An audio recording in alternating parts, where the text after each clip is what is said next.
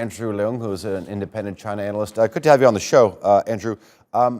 Why do you think China is taking this stance on journalists? I mean, besides Cheng Lei, Michael Smith, and Bill Birtles, we just saw, in recent weeks, at least 5 journalists working for U.S. media, including CNN, the Wall Street Journal, as well as Bloomberg News, have been told by the Ministry of Foreign Affairs that they could not renew their visas or press cards as normal.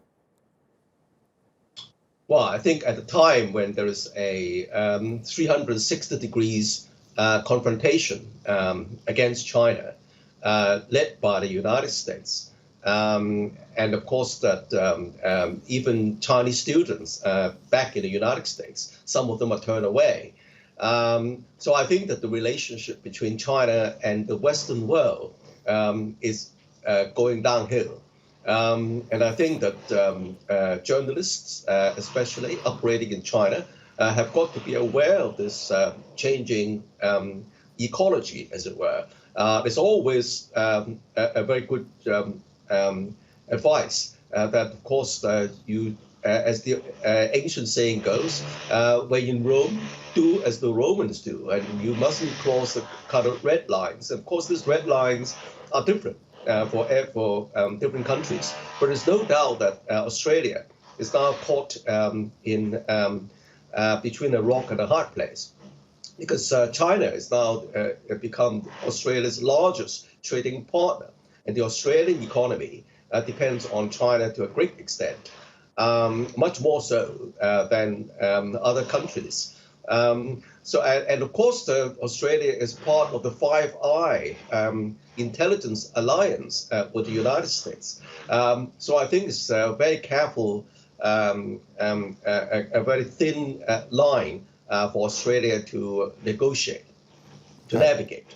I mean, you said that the relations with the Western world are downhill. I mean, looking at this specific incident, this extraordinary incident, I mean, it's looking like this marks perhaps a new low in a relationship which has already seemed to have reached rock bottom. I'm talking about the relationship between Australia and China.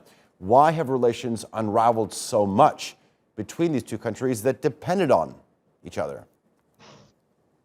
Well, I think you've got to trace it all back to China's very rapid rise to become firstly, the second largest economy in the world, and China's increasingly influential economically and even diplomatically, especially in the Asia Pacific. And that, of course, is seen to be threatening to a Western-led liberal order led by the United States, and of course with its allies like Australia. And as I said, Australia is part of the Five Eye intelligence alliance led by the United States. And with the kind of pushback against China on all fronts, on trade, technology, and South China Sea, Taiwan, Hong Kong, Xinjiang, human rights. So I think there is no surprise that China feels increasingly threatened or pushed into the corner. But there is no way that China will give up its sovereignty. And as China now wants to pursue the so-called its national revival, the China dream. And of course, China's political situation is very, very different from other countries. And what works in other countries may not work in China. So I think journalists have got to be aware of that. All right, Andrew Leung, thank you very much for joining us. I do appreciate your analysis.